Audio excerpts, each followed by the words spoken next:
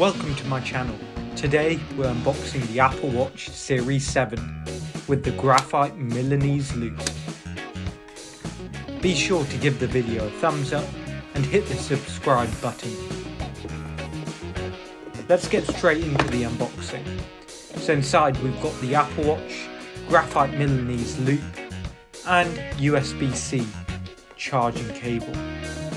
But unfortunately, the power adapter is not included, so you're going to need to buy one if you don't already have a spare one lying around.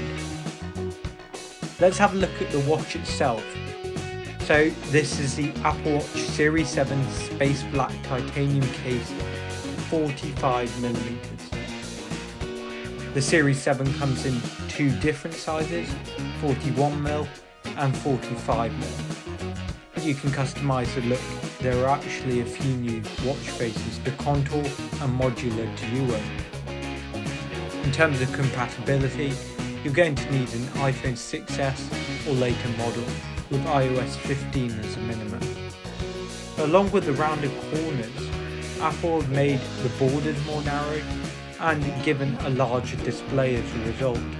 So in fact it's actually almost a full 20% larger than the Series 6. The user interface has therefore been redesigned and optimized to suit the larger screen.